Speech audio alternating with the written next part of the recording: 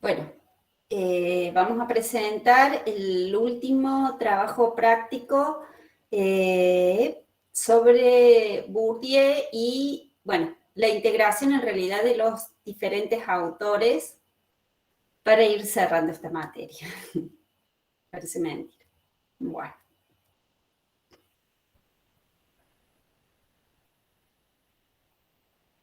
¿Lo pueden ver? Sí, profe. Sí, profe. Está arrancando Eva, sí, sí. Bueno, recuerdan ustedes que nosotros vimos al inicio, esto se los había dado en la primera presentación,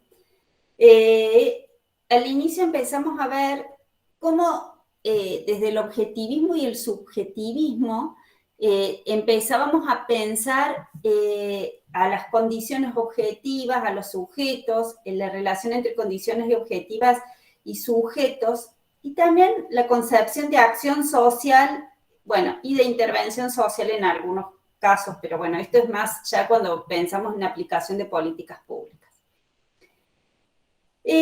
Cuando hablamos en el objetivismo, recuerden que decíamos que en el objetivismo, las condiciones objetivas, se entiende que el contexto es aquel el que condiciona al accionar de los sujetos y que por lo tanto se entiende que la sociedad es más que la suma de las partes individuales. Hay un contexto como más englobante en el que están inmersos los sujetos, pero que condiciona a esos sujetos. Por lo tanto, los sujetos no se los piensa desde lo individual o desde su accionar o construcción meramente individual, sino como sujetos que van a actuar y que van a estar condicionados por el contexto al que pertenecen.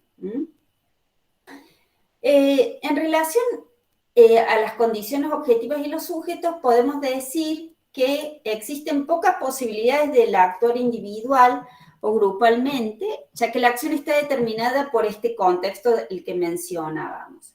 Y que a veces entonces hay escasas o nulas posibilidades de innovación o creación debido a las restricciones impuestas por esas condiciones. Y por lo tanto, la acción se explica por las causas por determinación contextual, digamos, ¿no? De estructuras sociales. Generalmente estamos pensando en una sociedad en forma de, como estructuras sociales en las que están inmersos estos sujetos y que responden a las pautas de esas estructuras sociales. ¿Se entiende eso? ¿Recuerdan eso? Sí, profe. Bueno. ¿Les queda más claro que la primera vez que lo vieron? Sí, profe. Bueno. Ahora sí, hablamos de subjetivismo. Me encantaría que lo fueran diciendo ustedes en realidad, pero no nos va a dar el tiempo para, lamentablemente. En el subjetivismo, las condiciones objetivas que ocurrían no condicionaban el accionar de los sujetos. Es más, muchas veces las condiciones objetivas no eran tan tenidas en cuenta desde el subjetivismo, ¿no es cierto?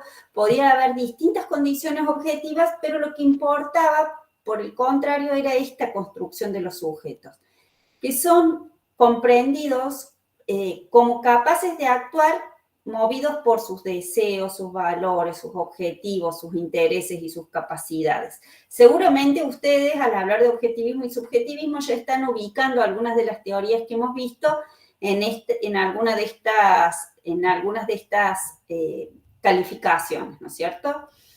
Y la acción, por lo tanto, se explica no por el contexto, no que la acción está condicionada por el contexto social, sino que la acción social va a depender directamente o puede ser explicada por la intención, la finalidad que tiene cada sujeto. Bueno, ¿hasta ahí queda claro? Sí, profe. Clarísimo, profe. Bueno, Entonces, ahora sí vamos a pensar en la acción racional. ¿Dentro de qué tipo de postura, de estas dos calificaciones anteriores, dónde la ubicaríamos? Y supongo que podría ser dentro del subjetivo porque hace hincapié en todas las evaluaciones que hace el actor para determinar dentro de todas las oportunidades que se presentan qué actuación sería el fin más eficiente para alcanzar lo que pretende. Y como que Elster, si bien dice que hay restricciones, no les da tanta importancia, me parece. Exactamente. Estaríamos hablando, cuando hablamos de la acción racional, de un contexto que es considerado como externo, que no lo puede ser controlado y que casi todo depende del individuo. Se puede decir que en el contexto, por ejemplo, en Elster, ustedes hablaban de que, y veían al hacer el práctico, mencionaron muchos esto que puede haber restricciones y que puede haber oportunidades. Pero esas son como cuestiones que están dadas en lo contextual, pero lo importante es el accionar del individuo, cómo el individuo evalúa esas oportunidades, cómo evalúa esas restricciones, cómo analiza y cómo decide su accionar individual en función de sus intereses. Porque esas oportunidades, esas condiciones, esas restricciones pueden ser unas o pueden ser otras, pero el sujeto, ante la diversidad de posibilidades de contexto que tenga, para esta teoría va a tratar de actuar y de buscar sus intereses más allá de cómo sea ese contexto, ¿no es cierto? Entonces, las condiciones... Sí. Lo que yo no veo acá presente es el concepto de creencias, que es muy fuerte en el STEP. No lo veo, no sé si yo no lo leo porque estoy chicatita o no lo veo en el... No, puede ser que no esté puesto acá porque es un súper resumen, digamos, ¿no? Ah, bien. No está puesto todo. No sé quién hablaba, Laura. Sí, sí. Laurita, siempre pesadilla de Pablo. No, No, porque... todo bien. No está puesto absolutamente todo, está puesto a manera así de súper resumida, no están puestos absolutamente todas las características, ¿no? Ah, bien, porque Es yo un había... hilo conductor para hacer algunas comparaciones, pero no está puesto el detalle de cada teoría, o sea, no se guíen por esto para estudiar el detalle de cada teoría, es un hilo comparativo nada más, para comparar algunas líneas gruesas. Perfecto, gracias, profe. Entonces, ¿el sujeto cómo se construye? Como un sujeto individual que va a actuar racionalmente en la búsqueda de sus propósitos, ¿no es cierto? Como decía Laura, sí, en función de sus intereses, sus motivos, sus creencias.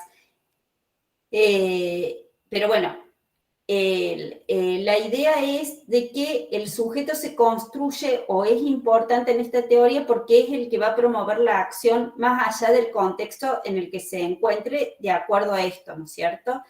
Y el énfasis está puesto en el resultado de la acción que busca ese sujeto, que trata de lograr el mejor resultado de acuerdo a las posibilidades. Y la relación, si ponemos en relación las dos anteriores para analizar las prácticas, que en esta teoría el sujeto busca el mejor medio dadas las distintas oportunidades para alcanzar sus fines. Que sí será, como dice Laura, de acuerdo a sus creencias, sus intereses, la evaluación que hace de las posibilidades que existen, etcétera, etcétera. Y la concepción de acción social, podemos decir que la acción social se explica por las elecciones conscientes y racionales que hace este sujeto en un medio determinado para alcanzar sus intereses, sus motivaciones, sus deseos. Igual les queda ahí después, para, si quieren, que es muy interesante pensar también cómo se piensa la intervención social, ¿no? Desde los distintos autores. Eso lo dejamos ahí, no lo hemos visto, no los quiero confundir metiéndonos en esto, pero les queda por si ustedes lo quieren ver. Bueno, en la teoría de acción comunicativa,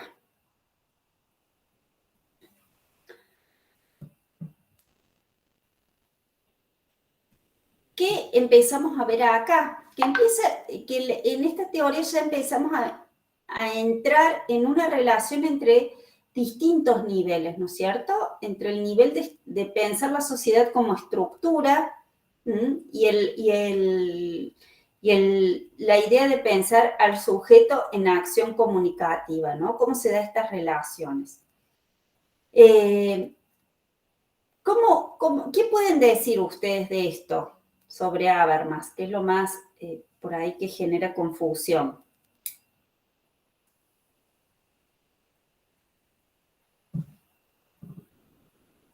¿Están ahí?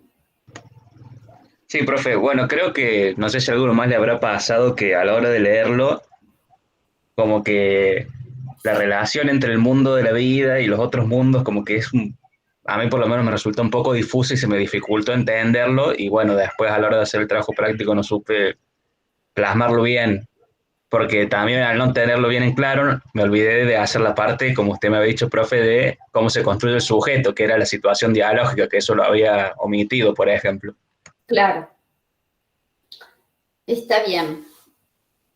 Bueno, ¿quién más? Sí. No, digo, para mí como que lo central de Habermas es el tema de las estructuras del lenguaje y el tipo de los enunciados que los sujetos hacen, que sí tienen que ver con el mundo, bueno, que fue el cuadro ese que nos hizo la profe, pero porque me parece que básicamente Habermas lo que busca es decir cómo se puede llegar a un consenso, por eso habla de la acción orientada al entendimiento, me parece que esa era su preocupación más fuerte. Exactamente. Por eso la acción comunicativa, por eso la idea, por eso les recalcaba hace un rato que cuando hablamos de qué práctica hace Habermas, de cuál es la acción que plantea Habermas, es la acción comunicativa, ¿no? Que es esta acción orientada al consenso. Y para eso se basa la idea de estructura que toma Habermas, es la idea de estructura del lenguaje. O sea, se basa en esto, de que existe la idea estructural de la sociedad en tanto estructura, es pensando en que la sociedad se sostiene o se puede generar estas condiciones de diálogo basándose en las estructuras del lenguaje, ¿no? Que se puede construir, que se puede dialogar en base a esta noción. Mientras tanto, el mundo de la vida, cuando habla, eso es la parte que habla de sistema de estructura, cuando habla ya del mundo de la vida, habla de esta parte más subjetiva de la forma de relacionarse de los individuos, ¿no es cierto? Interrumpo porque había alguien levantado la mano, no sé si es Belén o... ¿Quién levantó la mano por ahí? Yo era, profe, porque tenía una duda, pero no la quería interrumpir por eso. Sí, Lucía, no Belén, perdón. Sí. No, es en el caso de Habermas, que pone en relación la tradición subjetiva y objetiva, él prioriza la capacidad de los sujetos para llegar a un acuerdo y sería como distinto a Bourdieu, que también pone en diálogo esas tradiciones, pero como que hoy le profe dio a entender que prioriza el hábitus como la estructura que condiciona el sujeto. Entonces, en eso se diferenciarían, por ejemplo, Habermas y Bourdieu. Claro, por eso se pone en relación de manera diferente, sí es diferente, porque en Habermas lo que estamos pensando, por eso la estructura es como esta idea de estructura del lenguaje y el sujeto, digamos, lo que hace es trabajar con esta estructura del lenguaje, entrar en situación, por eso dice, la construcción del sujeto, a ver, ahí les pongo de nuevo, no sé si ustedes están viendo bien si están viendo bien la diapositiva, por eso, los sujetos, ¿cómo se construyen para Habermas? Decimos que hay una estructura que entiende la sociedad entiende la sociedad como un mundo de la vida, el mundo de la vida que tiene que ver con la parte que más trae de los autores que trabajan esto de las relaciones entre los sujetos, la subjetividad, las formas de interacción, y la parte de sistema y de estructura, que es lo que toma como que la sociedad se puede hacer esto, tomar o se basa en las estructuras del lenguaje y que el diálogo se construye y se busca el consenso basado en la estructura del lenguaje.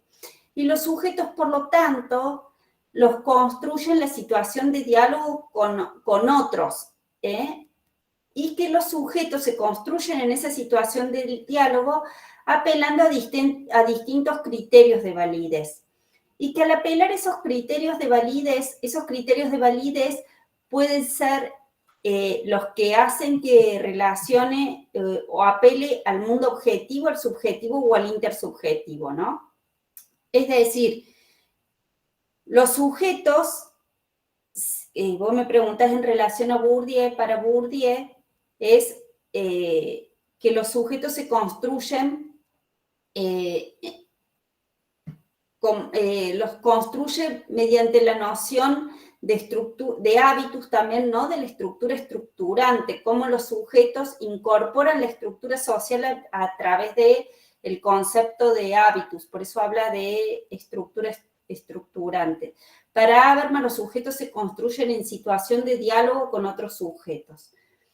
Y para establecer estas relaciones de diálogo con otros sujetos y llegar al entendimiento, utilizan las estructuras del lenguaje, que es lo que él entiende también como parte de la estructura de la sociedad. Y para ello van a apelar a distintos criterios de validez. Estos criterios de validez pueden ser estos, que se los reitero nuevamente porque fue uno de las cuestiones que veo que les costó en el práctico, que puede ser decir, yo argumento basándome, o argumento lo que estoy exponiendo basándome en ejemplos del mundo objetivo, es decir, en relación a cosas que realmente existen, o argumento, quiero llegar a un entendimiento con ustedes basándome en cuestiones relacionadas a mis creencias, mis sentimientos, que es aquello que tiene que ver con el mundo subjetivo, y en base a eso quisiera llegar a un acuerdo, o en base al mundo social e intersubjetivo, que es lo compartido entre todos.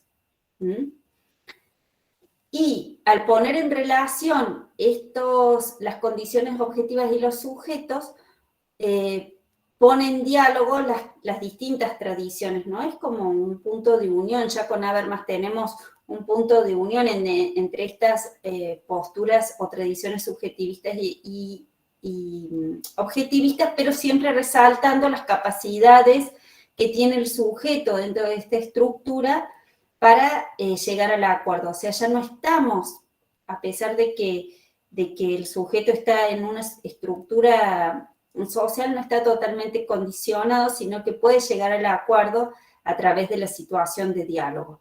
No sé si se va comprendiendo o qué nuevas dudas pueden tener en relación a esto. ¿Se va comprendiendo? Digan lo que no entiendan, ¿no? Lo tratamos de entender entre todos, entre todes. ¿No hablan porque no entienden nada o porque no? Se entiende. Entender, profe. Se entiende. Bueno. Perdón, lo que pasa es que para nosotros es muy difícil, chicos, con la cámara atrás, saber si no les vemos bien las caritas, entonces no sabemos si realmente se entiende o no se entiende. Es como que estresante la situación de este lado.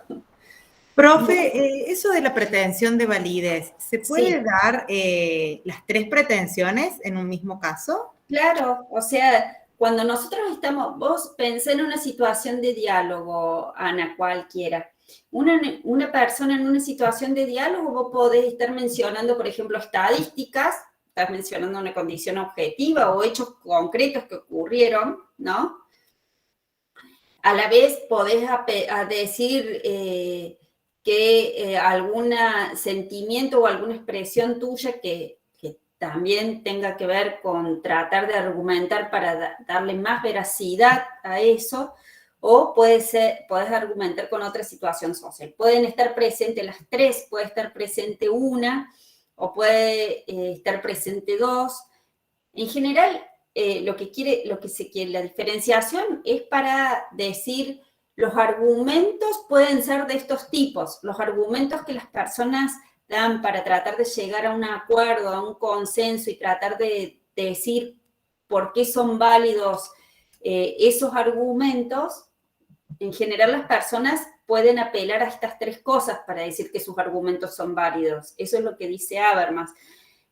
Pueden estar presentes más unos, otros, los tres, o en distinta manera, pero generalmente lo que suele ocurrir es que alguno predomina, que alguno suele estar, porque ustedes vieron, a veces hay discursos que son más subjetivos que otros. Hay discursos que son, si estamos viendo un documental, probablemente estamos viendo algo que tiene mucho más que ver con el mundo objetivo, ¿no es cierto? Estamos dando razones que tienen que ver con el mundo objetivo. Si estamos en otro tipo de discurso, probablemente lo que prevalezca es lo subjetivo, ¿no?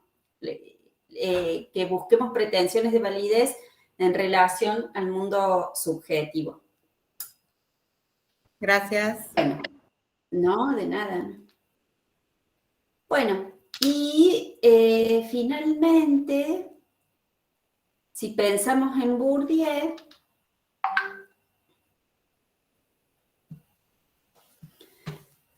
también tenemos en Bourdieu esta idea de tratar de superar objetivismo y subjetivismo. Por lo tanto, se lo suele citar, poner en este nivel meso o medio entre las teorías macro que apelan o que se asientan en pensar las estructuras sociales, como, bueno, por ejemplo, el marxismo, que habrán estudiado quizás en otras sociologías, y las teorías de nivel micro, que sería, por ejemplo, la de la acción racional, que está centrada totalmente en el individuo. Bourdieu, digamos, como el ejemplo clásico de estas teorías meso que son integradoras. Las condiciones objetivas en Bourdieu, ¿cómo las plantea él? Acá está súper simplificado, ¿no? Pero se acuerdan, plantea Bourdieu la existencia de un espacio social total. ¿Recuerdan eso? La existencia de distintos campos, que los campos, ¿recuerdas cuáles son los campos para Bourdieu? Sí, uno de los textos decía que era una red o configuración de relaciones de poder. Bueno, pero los campos, ¿recuerdan cuáles son los campos y cómo están compuestos los campos? Por los capitales. ¿No era, profe, uno? Claro, los sujetos pueden... Profe, si no entendí mal lo que me dijo Sole, que la teoría del campo de Bourdieu es una construcción. Es una Exactamente. construcción justamente teórica. Es una Entonces, construcción. no es que haya un único campo o una sola forma de entender el campo, porque se construye en la medida de lo que desde Bourdieu se quiere mirar. Entonces vemos el campo, lo que decía hoy Sol, el campo de la Universidad de Córdoba, el campo, por ejemplo, si hablamos de educación del sistema educativo primario, pero es una construcción, no hay un solo campo o una idea de campo, es una construcción netamente teórica. Y dentro de este campo, lo que sí hay son capitales que están en juego. Exactamente. El capital social, el capital económico, el capital simbólico y el capital cultural. Y que hay una relación de tensión en todo el tiempo entre los agentes, digamos, que se disputa este poder dentro de los campos. Y la otra categoría, bueno, que se da dentro de esta noción de campo es la relación de clases, si lo vemos en lo social. Entonces ahí Sole avanza, digamos, en lo que había hablado. Entonces ella como que hace una distinción que no se entiende en las clases sociales, por ejemplo, como lo entendía Marx, burguesía, proletariado, sino que como sigue construyendo Bourdieu, la categoría de clase social tiene sus propias características, si es que yo no entendí mal, digamos. Exactamente. Exactamente. Lo que a mí me quedó como más fuerte de lo de clase social que son un grupo de agentes, o sea, como el conjunto de agentes que están en condiciones homogéneas, digamos, apropiadas para generar prácticas homogeneizadas. Digamos, es esto, digamos, que es una clase social para Bourdieu, es eso. Y sí. Exactamente. Y que las clases sociales no son existentes, sino que son potenciales. Exactamente, sí, es construir, digamos, es un concepto construido, no depende solamente de lo que decía Marx como, bueno, no vamos a confundir, pero Claro. justamente es una construcción diferente. Y, ¿Se acuerdan que veíamos? Y la clase social, digamos, y la clase social está basada en principios, que tiene que ver con el volumen general del capital social, con la estructura del capital. Digamos, siempre hay estos principios son los que se manejan en la construcción de la categoría clase social para Bourdieu. Exactamente. Perfecto. Entonces, a lo que quería ir era a estas aclaraciones de la idea de campos como concepto construido, que están formados los distintos campos, como son construcciones, van a estar formados diferenciadamente por distintos tipos de capital. Y que esos capitales, a la vez van a tener distinto volumen, distintas dimensiones y distintas características. Y que a la vez, dentro de este espacio social total, una característica fundamental para Bourdieu es que se establecen distintas relaciones de poder, ¿no? Y que esas relaciones de poder entre los campos o entre los capitales va a estar definida por el valor que se le dé a los distintos capitales, ¿no? Por la cantidad de capitales que haya y por el valor que se le dé a esos capitales. Por ejemplo, si nosotros en estas relaciones de poder, ¿se acuerdan que tenemos el capital cultural, el capital económico y que también tenemos el capital social, el capital simbólico? Que esos capitales son los que definen el valor que se le da a los otros capitales que plantea Bourdieu, ¿no es cierto? Entonces, por ejemplo, nosotros podemos tener una determinada cantidad de capital cultural, pero si en ese capital cultural, en el campo que nosotros pertenecemos, no es valorado por el capital simbólico o por el capital social que poseemos, por lo tanto vamos a tener menos relaciones de poder dentro de ese campo. Por ejemplo, si tenemos un capital cultural súper importante, pero nos estamos moviendo en realidad en un campo netamente no sé, del deporte o de la economía que no tenga relaciones con eso, bueno, nuestro capital cultural no va a ser mucho dentro de ese campo, ¿se entiende? Porque no es lo valorado. A ver, les quiero ver la cara. ¿Se comprende? Un poco, profe. O sea, las relaciones de poder, o sea, dentro del espacio social total se dan relaciones de poder. Y esas relaciones de poder van a estar relacionadas con el valor que se les dé a los capitales que nosotros poseemos dentro de cada campo. ¿Se comprende? Por ejemplo, podemos tener... Por ejemplo, en el ámbito universitario, en el ámbito nuestro de estudio universitario, que nosotros poseamos un importante capital económico, no es algo que sea valorado simbólicamente, o sea, no es algo que sea valorado y que nos dé relaciones de poder, por ejemplo, en el campo universitario, ¿no?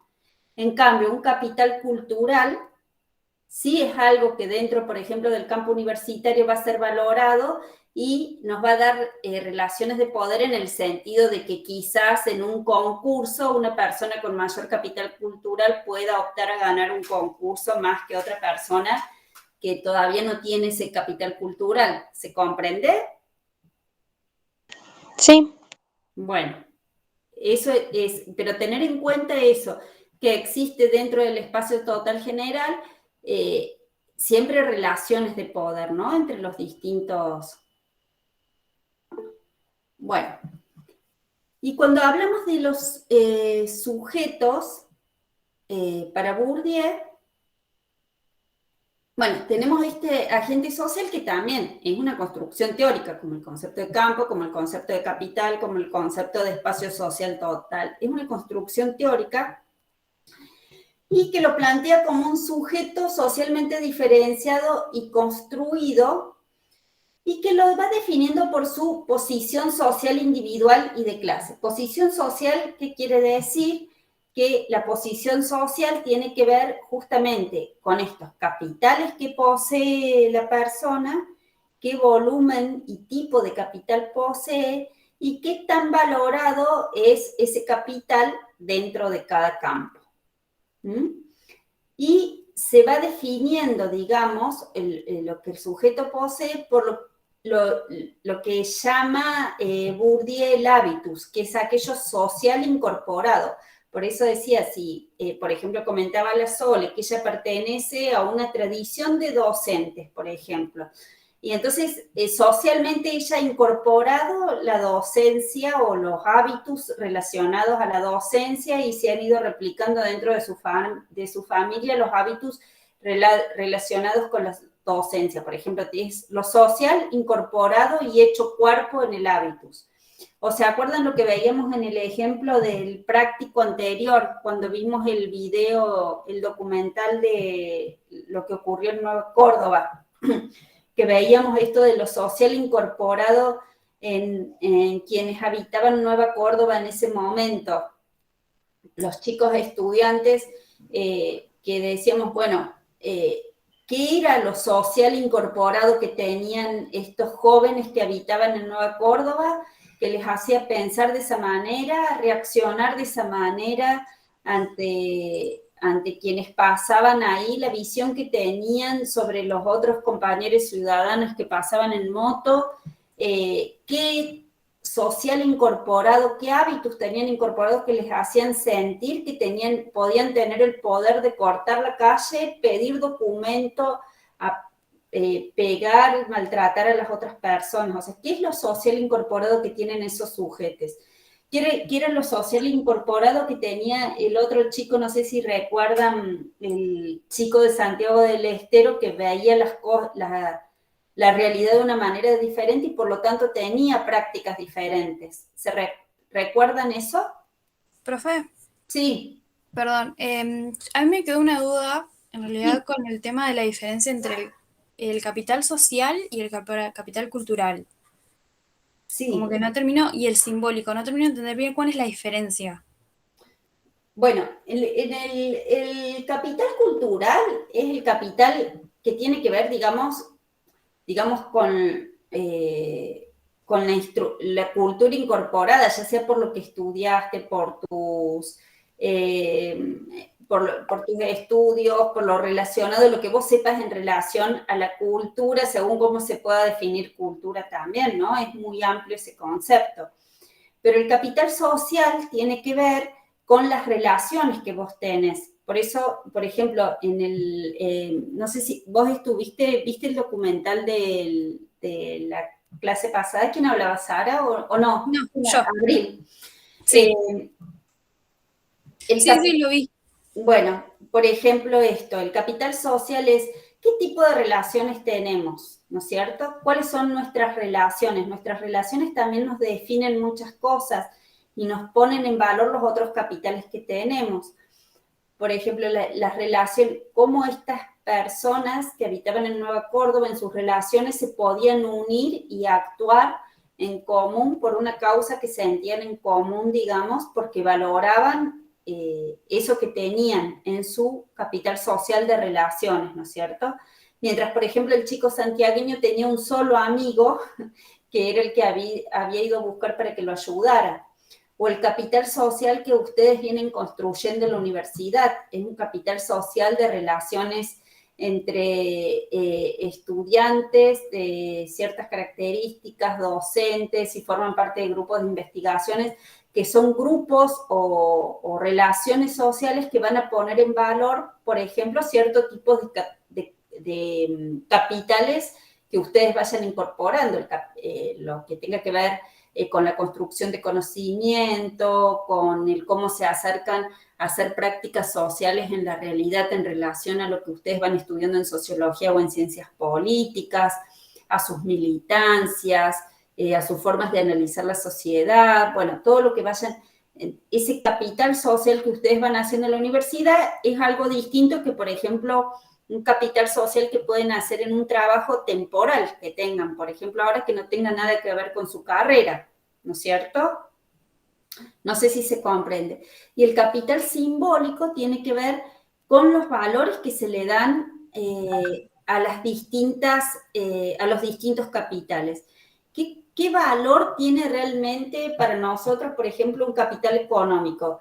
¿Qué ponemos más en valor? ¿Un capital cultural o un capital económico para incorporar a alguien o para elegir algo en nuestras vidas? ¿O qué tipo de... el simbólico es el valor simbólico, el valor, la importancia subjetiva que tiene para nosotros los distintos capitales y las distintas, lo distinto social incorporado para nosotros. No sé si se entiende, Abril. Sí, algo así.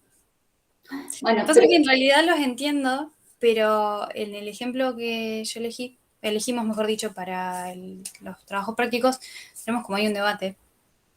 Está bien, no sé si lo querés plantear, porque mira, el capital social y el capital simbólico son los que ponen en valor los otros capitales.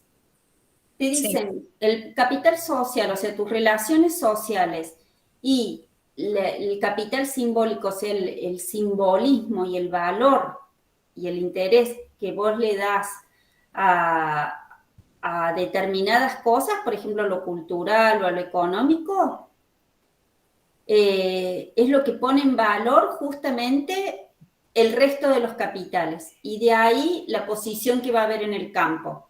Pero por eso depende del campo al que pertenezcas. Por eso no es lo mismo tener mucho capital cultural en un campo económico que tener mucho capital económico en un campo económico. ¿Se entiende? Claro. Pero eso lo que lo va a poner en valor es el capital social y el capital simbólico, porque eso, digamos, afecta a los sujetos para decir, esto es valioso en este campo y voy a tratar de tener más cantidad y de mejor valor estos capitales en este campo. Claro. O sea que el ejemplo que nosotros elegimos es de unas situaciones, perdón, un programa en realidad de análisis político, supongo que será, intratables. Estas situaciones en donde, por ejemplo, un cantante de cumbia, creo que era, empezaba como a comentar sobre política, sobre la situación de la pandemia y todo eso. Y hay una parte específica en la que se contraponen todos los panelistas y los periodistas. Entonces, en esa disputa del campo, que nosotros entendemos que es como el campo de la política o el campo social, yo particularmente tengo un problema como identificar cuál de los sujetos, entendiendo como este cantante, que tal vez no tenga un capital cultural mayor que los periodistas o los panelistas, se entiende como esa relación ahí, la de definir cuál de los dos es lo que me estaría costando como bajarla y identificarla. Aquí yo la pongo en situación porque yo soy grupo de Abril. Es una discusión en torno al Dipi, que el Dipi critica al Dipi, el cantante de cumbia. Sí. El Dipi habla de la dictadura. Sí. Entonces los periodistas de Intratable empiezan a decir que no puede decir eso, ¿verdad? Y lo empiezan a criticar como diciendo... Termina un referente, pero está diciendo, bueno, hablemos nosotros, como este no tiene idea. Claro. La discusión con Abril era que para mí lo que está en disputa, o sea, el DIPI se pone en el mismo nivel, en el campo, digamos, de la discusión política, porque en realidad lo que tiene es capital simbólico. Para mí lo que representa el DIPI en cuanto figura política devenida ahora en opositor del gobierno, digamos, nacional. Y lo que tienen los periodistas es capital cultural ahí, digamos. Claro. Entonces, la discusión se da en torno a esto, la disputa entre el capital cultural y el capital simbólico. Y entonces entonces era la discusión de que si el DIPI representaba el capital simbólico o el cultural, entonces era esa la duda, digamos, que teníamos. Yo creo, ahí a mí me parece que son dos capitales culturales diferentes. Por ejemplo, el DIPI dentro de la música, los periodistas dentro de del trabajo con cierto tipo de conocimiento y manejo de la opinión pública, ¿no es cierto? Los dos manejan capital simbólico porque uno trabaja con opinión pública y simbólicamente algunos le dan cierto peso al periodismo, digamos, y a cierto tipo de periodismo, y simbólicamente también el mundo de la música y todo eso tiene peso y por algo también se han entrometido en política. Ahora, me parece que ahí están en juego dos capitales culturales diferentes que pertenecen a dos campos diferentes. Uno de la música y otro, sí, del mundo del conocimiento, de la opinión pública, etcétera, pero que se han mezclado, que han intervenido en el campo político. Haciendo un análisis rápido, chicas, porque no he visto bien el ejemplo de ustedes, pero que se han unido estos capitales culturales diferenciados en el campo de la política. Entonces encontramos en el campo de la política personas con capitales culturales diferentes. Ahora, ¿qué ocurre? Cada uno tiene de acuerdo al valor simbólico que le demos nosotros, que somos los observadores, el capital simbólico que le pongamos a cada uno es que le vamos a dar más valor a lo que dicen los periodistas o a lo que dice el DIPI. ¿Se entiende? Sí. Sí, sí. O sea, simbólicamente, quizás para nosotros es más importante lo que plantean los periodistas o le damos más peso, de acuerdo a nuestros capitales, a lo que dice el periodista, o de acuerdo, igual podemos estar o no de acuerdo con lo que dicen los periodistas, porque depende de los argumentos que tengan, ¿no? Pero también simbólicamente le podemos dar cierto peso a lo que dice el DIPI. O sea, ¿es el capital simbólico el que le va a dar valor o le va a posicionar en poder diferente? Le va a dar un poder diferente dentro del campo. En general, como plantea Laura, es de pensar o de considerar de que como los periodistas son del ámbito de la cultura, del conocimiento, dentro del campo de lo político van a tener más peso. Lo que pasa que, bueno, también eso es una cuestión para analizar dentro del campo, ¿no es cierto? Porque lo que hemos visto que muchas veces en política se han ido ingresando y teniendo peso gente del mundo de la artistas que se han propuesto como candidatos, cantantes que se han propuesto como candidatos, como fue Palito Ortega, por ejemplo, y muchos otros. Entonces, ahí dentro de esos campos se producen esos encuentros que, bueno, da para cuestionar, ¿no? ¿Qué es lo que a qué simbólicamente le estamos dando peso? Claro. ¿Mm? Pero sí, está bien si lo debatieron porque es realmente un ámbito de debate, digamos. Claro, es que yo entendía eso, que el DIPI tenía capital cultural y los periodistas, panelistas, tenían más campo social o simbólico. Y Malala entendía al revés. Pero estábamos bien, pero como que eran los dos, pero en distintos ámbitos. Claro, o sea, los dos tienen un cierto capital cultural diferente. El capital simbólico, lo simbólico es lo que va a poner, nuestro capital simbólico es el que va a poner en valor a quién le damos valor. Depende a quién le demos más valor, ¿no es cierto? Por eso digo, el capital social, o sea, nuestras relaciones sociales en forma de nuestras influencias, porque siempre las relaciones sociales son digamos, tienen que ver con lo que nosotros valoremos, y el simbólico, en tanto es los valores, los intereses que tenemos, etcétera, son los que le van a dar valor a los otros capitales. Eso es lo que dice Bourdieu. El capital social y el capital simbólico es lo que le dan valor y le dan peso a los otros capitales. Claro. Ay, buenísimo, profe, gracias. Bueno. Y, bueno, entonces, bueno, sería esto, ¿no es cierto? Entonces, que los sujetos se definen por esto, por lo social incorporado en el hábitus. Y lo social incorporado, por ejemplo, lo podemos ver en este ejemplo, el cantante, de acuerdo a lo que haya planteado, etcétera, tiene algo social incorporado desde lo cultural y desde sus relaciones sociales, su entorno, su capital hasta económico, todo, mientras que los periodistas también tienen cierto capital cultural incorporado, pertenecen a cierto ámbito social incorporado, como el ejemplo que vimos en la clase pasada, los habitantes de Nueva Córdoba podíamos ver que tenían algo social incorporado, hecho cuerpo en sus hábitos, que los traducían en sus prácticas. Y nosotros y todos los sujetos son entendidos así por Bourdieu, que hay un ámbito individual y un hábito de clase construido con este concepto de clase que es diferenciado al de Habermas. Y en ese sentido piensa también Bourdieu que estos hábitos incorporados van caracterizando al sujeto construyendo trayectorias, ¿no? Trayectorias de la incorporación de distintos hábitos de distintos tipos y que eso construye las trayectorias de los sujetos, digamos, que terminan de caracterizarlos. Y luego, cuando pone en relación las condiciones objetivas y los sujetos en las prácticas, tiene en cuenta, digamos, esta dimensión histórica porque va pensando en esto de lo social incorporado, cómo el sujeto lo va incorporando, en relación a la posición que ocupan, el campo que pertenecen y las relaciones de poder en que se encuentran, va a tener que ver con las prácticas que produzcan.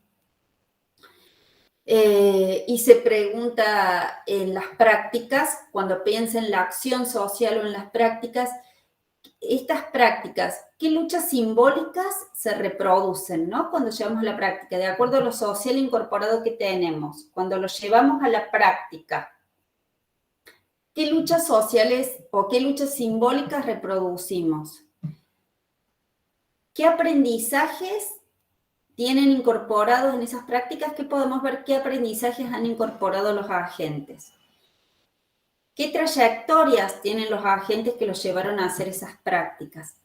Y luego el punto que veíamos nosotros, que es el punto límite de Bourdieu, que es que cuando él plantea que el hábitus es lo incorporado y que se pone el límite hasta dónde se puede dar el cambio, ¿no? Que es lo que veían con Sole hoy también, ¿no?